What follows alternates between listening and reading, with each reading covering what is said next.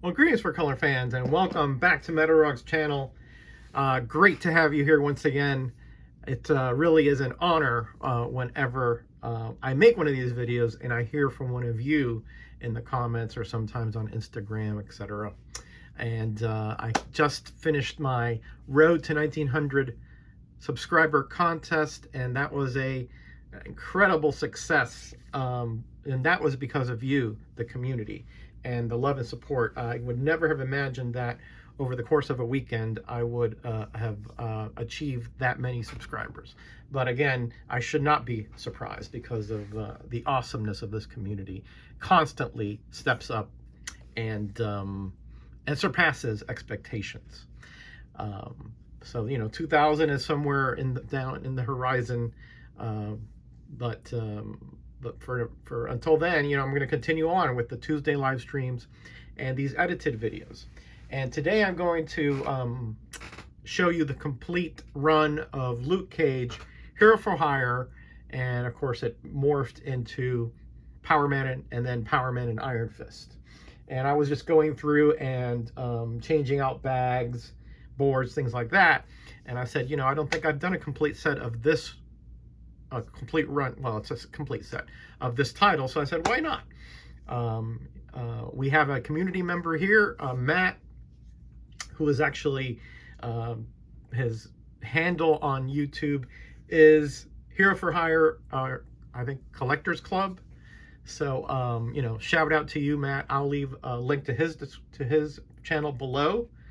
He's a relatively new member, several months here, and he again does so much content. I was thinking of him a lot when I was going through and perusing some of these comics as I was, of course, changing up the bags. I can't help myself. So here we go, Luke Cage #1. I believe this is from 1972.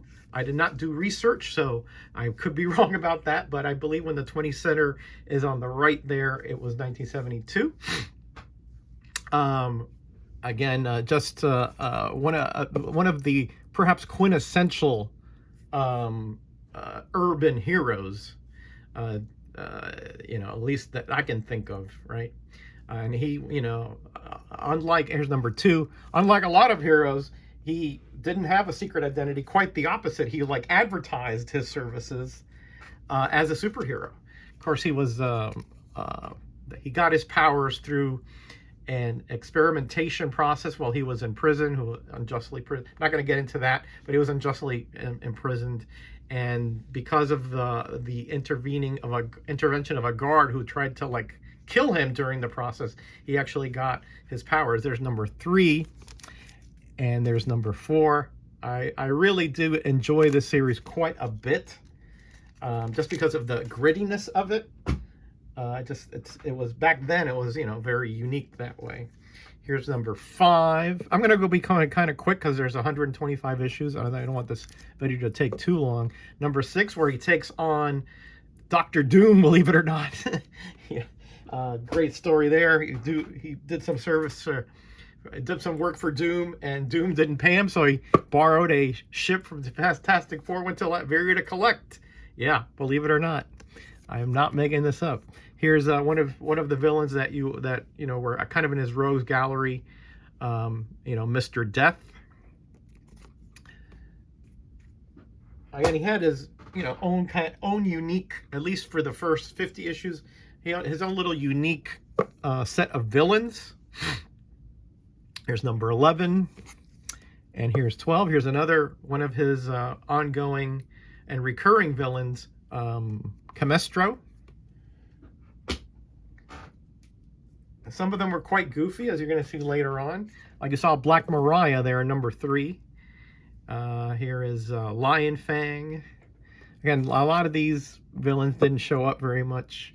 Big Ben, I think, was like an attorney who was just a huge guy. And I have 2 of these because of issue 14s, because this one here has a Mark Jewelers insert in it. So I kept both of those. It's not as good a shape as the other one, but c'est la vie, right? Here's #15. think that's Billy Graham, who did a lot of the interior work. Could be wrong there. That cover is pretty intense, right? He had that same kind of outfit all the time. The yellow shirt, the chain belt, and the blue pants with the yellow boots. Kind of an unusual getup for, you know, the times and you know, where he was at in New York, Manhattan. There's a Stiletto, another one of the recurring villains there in number 16. I remember picking this one up from the rack, number 17, where he changes to Luke Cage Power Man, and he takes on Iron Man in that issue. And let's see, 18, I believe, is Steeplejack. Yep, construction worker with the rivet gun there. And 20, taking on Cottonmouth. He took on a lot of like, kind of like gang-related guys down there in the hood, I guess, you know. Harlem, I think, was his, I think that was his stomping ground. And there's a Cottonmouth again, number 20 and 21, where he takes on the Silver Age Power Man because he heard that he changed his name, and, you know, he wanted to let him know that he was the only Power Man, but, you know, Luke Cage took care of him, disposed of him quite nicely. And here we have 20, what was that, 21 and 20, where is 22? Oh, I don't know where 22 and 23 are. There's 24 and 25. That's the first appearance of Black Goliath, I do believe. And there's 25. Oh, I know where it is. I think it's in my Christmas. So I'll look that up here in a minute. 26 and 27. Just a Doom called X. And let's see, here we have 28. Cockroach. Yep, believe it or not. And here is, again, Mr. Fish. I mean, again, some of these villains were quite goofy, you know, but, you know, they were his. And if that Mr. Fish wasn't enough, how about Piranha Jones? Yes, number 31. And there's 30. I have those transposed on the Cockroach and Piranha Jones there, looks like. I hope I have that one in my rack. Oh, here's 22. Out of order. 22 and 23. So let me put that back in where it's supposed to be. I should have really done better organization here, but I apologize. I could start the video over, but, you know, no, I'm already too far in. 32 and 33. I do believe I do have one in my Wildfire in my spinner rack, though, so I'll check that one out in a minute. 34 and 35. The Mangler. Yes. And here we have, again, Camestro returns there. And here we have him, Cage Enraged, number 37. And Camestro again in 38. Boiling Water. I don't think that'll work. He had Steel Hard Skin. Let me talk to you while I go to the spinner rack here. He had Steel Hard Skin and obviously a lot of enhanced strength. And here's the one that I left out of sequence. There's 39 that I had on my spinner rack. I do apologize for the disorganization. 7 and 8. I knew I had something over there I was missing, but you know how that goes. Of course, one of his most frequent villains was the coffee machine in the theater where he stayed, where he had his office up the stairs. And that coffee machine, he could, no matter what he did, he could never get a coffee of it. Here's two more of his villains, Goldbug and Thunderbolt. I was thinking of a wrestler there for some reason, even though I'm not a big wrestling fan. And here we have 42 and 43. I believe he also had like he had like I think a little bit more stamina than normal. I think that's a Jim Starlin cover there, possibly. Cool, huh? 45, right around here. Going to start the transition 44 to 45. 44, 45. Come on, Roger. Get on the ball, buddy. Come on. Get on the ball. And here we have 46, Ron Wilson cover there. Trying to, he has to defuse that bomb. And 47, he's taking on Zaz. Yeah, Zax. Zax took on everybody at some point. And here's when we start kind of transitioning. Because you'll see here, Iron Fist is now, well, you know, here they're battling, but essentially as a guest star. And that's because, you know, his series was over. John Byrne was doing that series. And so he is now bringing him over to this series, and they're merging two titles, essentially.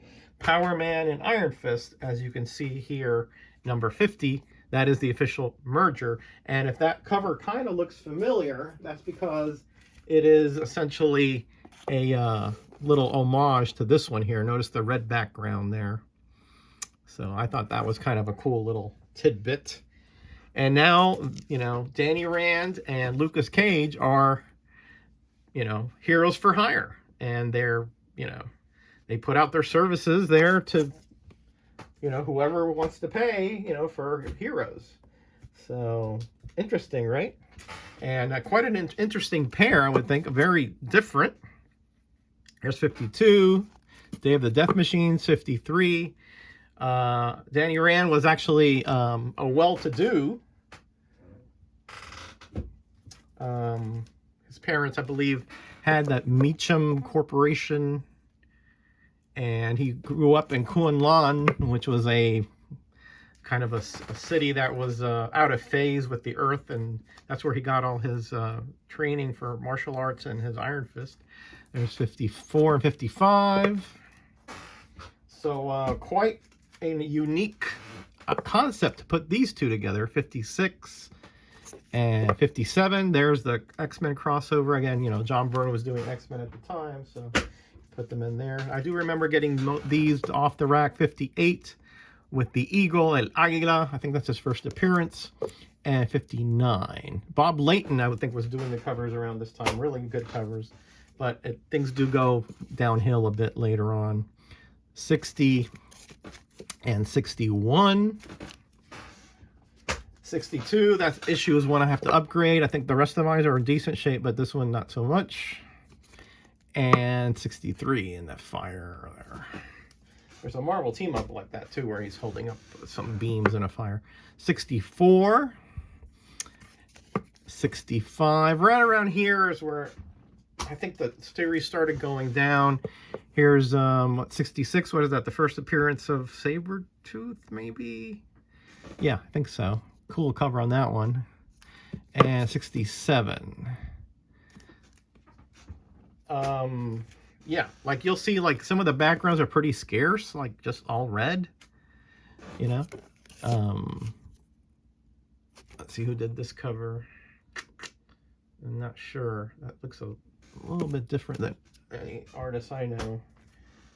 And what was that? 60. Hopefully that was 69. Yes. 70. And 71. Montenegro.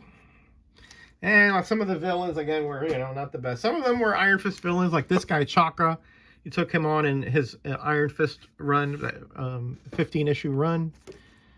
And here's 73, crossover with Rom. And then they also appeared in the Rom issue. I have that one as well. I'm not going to show the crossovers, or we'll be here forever, right? Here's 74. Again, look at the background, just red, you know. I mean, yeah. But this one here is really nice, lush painted cover. And that's when they returned to Kunlun. I believe that's how it's pronounced. I hope that's how it's pronounced. 76. He took on, Iron Fist took on this guy in Marvel Premiere, Warhawk, I think his name was. And there, I think that's that vampire he took on at issue 26 way back when. And here's Power Man, Iron Fist, and Daredevil taking on a ballerina and some very thick guy. Ballerina. That's interesting. Here we have 78. Kerry Gamble cover on that one, and 79. And again, I mean, I'm not putting them down per se. I think the first, 50, 60 issues were quite good, and then I don't recall these being all that interesting. Some were, there are exceptions, but certainly the covers are not quite as dynamic. I think you'll agree with that. Now, there are some that, like that painted cover, but I mean, as in general and overall, I think they're just a little substandard compared to those first 50. Here's Sabretooth cover. I think is that his second appearance? The Constrictor there. Dennis Cowan cover on that one. And 85. That was 84 against the Mole Man. Here we have 86. And 87, co-starring Moon Knight. Another Cowan cover, I think, on that one. 89, we're in 60 minutes. Let's see if we can get this in under 20. And 88, throwing a telephone pole there. Shout out to Higgy, telephone lineman. Imagine if you had to repair that one, Higgy. 90 against Unis, The Untouchable, and 91. I think it's that back... no, that's not the same villain as I thought it was. I thought it was that Ballerina one. Here we go, 92 with Hammerhead and his, vehicle back there. And 93. Interesting cover there. Look at the Iron Fist logo kind of melting there. And here we have another logo interaction where the logo is actually being riveted by these shards. Chemestra obviously turned them into something that was brittle. And there's 95. And here we go. 96, Chemestro's final triumph. 97 against Farah. All right, we gotta ramp it up here. 98. And who's that down there? Oh, I forgot what that guy's name is. But yeah, that gave him a lot of trouble. One of the guys from the Hood. Farah again, El Aguila. And then we have Misty Knight and Colleen Wing from Nightwing Restorations. And here's 100, another painted cover there. And it looks like they're back and maybe going back to Kunlun. And that's an Ernie Chan cover. Nice job, Ernie. Here's 101, Assistant Editors Month, and here you got Iron Fist mask on the left, and Luke Cage's chain belt, and then of course the Misty and Colleen. So something bad happened there. I betcha they're intimating. 102 and 103, Doombringer. 104, Doombringer. Yeah, again, it looks like he just nuclear blasted everything. And 105, where another hero is trying to take over. 106, sorry for the speed here, but I want to keep this under 20 minutes. 107, John Byrne cover looks like. Not a great example of a Byrne cover, but it's there. And 108 and 109, again, the Reaper. 110, Stiletto, and Discus is back. I think that's, what's that, the eel over there? And there's Captain Hero, I think his name is. And here at the end, they're really wrapping things up here. 112, 113, and like Iron Fist is like turning evil or corrupted or something. 114 and 115, and then at the end they sort of make it seem like he was killed, and it turns out it wasn't actually Iron Fist, but it was one of those plant beings from his series. Spoilers there, but this thing is 40 some years old, so there he is. Call him evil. Oh boy, I gotta go fast here. 120, 121. Nope, sorry, that was 122. Here's 121 because of what the Secret Wars 2 set. Gosh, I'm all over the place. 123. All right, now it's time to get ugly. 124. And the final issue, 125, where again, it's the supposed death of Iron Fist. There was only one annual, and that's Luke Cage, Power Man, that one there. There was a giant size, but that was a reprint of earlier issues, so I'm not showing that one. And that's it. That is the complete run of Power Man and Iron Fist in under 20 minutes. Hope you enjoyed it. Remember, Matt's link is below, so give him a sub and give him a try. He's good, cool guy and good member of this community. Be kind to each other, be blessed, and be back. Got another 20 minutes. Yay. Bye.